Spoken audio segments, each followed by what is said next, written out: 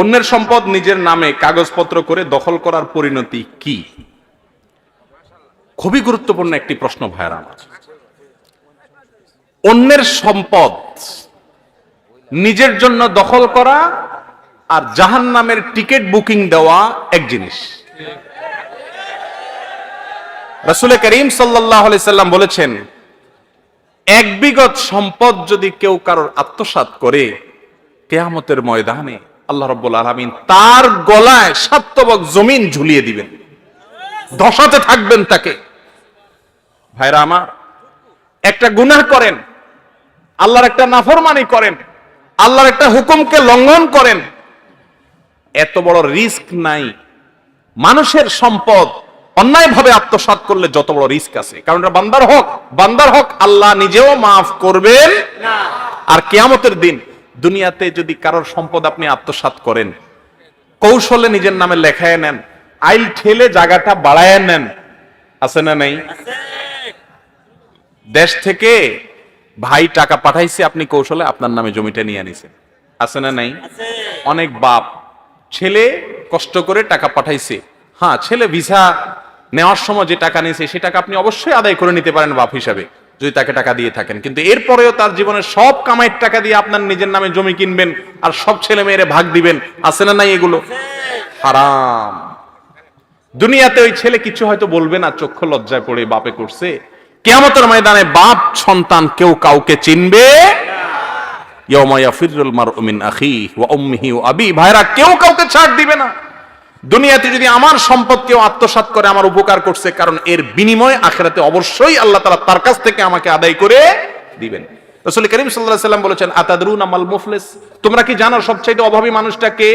সাহাবায়ে কেরাম বললেন, আল মুফলিসু ফিনা মান লা দিরহাম লাহু ওয়া লা মাতা ইয়া রাসূলুল্লাহ। হে আল্লাহর রাসূল, আমাদের মধ্যে গরীব মানুষ বলা হয় ওই ব্যক্তিকে যার পয়সা কড়িও নাই, সহায় সম্পত্তি নাই। নবী সাল্লাল্লাহু আলাইহি সাল্লাম বলেছেন, না, এটা তো সাময়িক সময়ের মুফলিস, সাময়িক সময়ের অভাবী, এর অভাব যে কোনো সময় দূর হয়ে সে বড়লোক হয়ে যেতে পারে।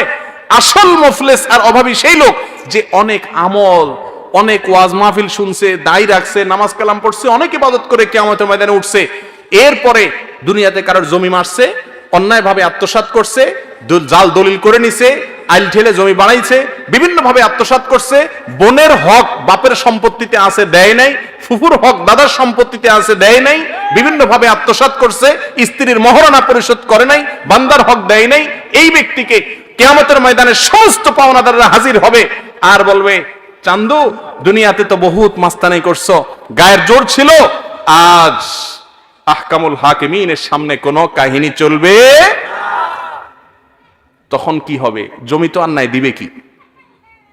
তখন আল্লাহ তাআলা বলবেন, যত আমল করছো, যত কোরআন তেলাওয়াত করছো, যত নামাজ পড়ছো, যত তাসবিহ পড়ছো, এই সবগুলা থেকে পাওনাদারকে দাও।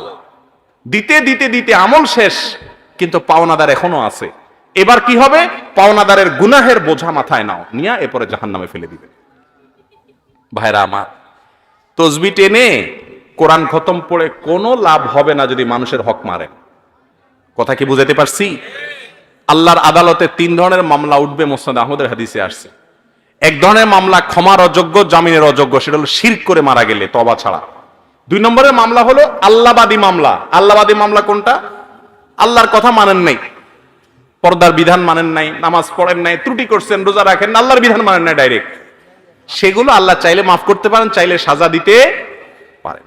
আর 3 নম্বর মামলা হলো বান্দাবাদী মামলা। কারোর হক নষ্ট করছেন, কাউকে গালি দিছেন, কারোর জমি আত্মসাৎ করছেন, এই মামলা আল্লাহ তাআলা বলবেন, এই মামলা আমার কাছে না, এটা স্বয়ং ওই বাদী যদি তোমাকে ছাড় দেয় তো দিল, আর না হলে নাই। আর কোন বাদী কিয়ামতের দিন ছাড় দিবে? বাপ ছেলেকে ছাড় দিবে না। এই জন্য মানুষের সম্পদ আত্মসাৎ করা থেকে বেঁচে থাকবেন। আল্লাহ আমাদের তৌফিক দান করুন। আমল কম করেন, কিন্তু মানুষের হক নষ্ট করবেন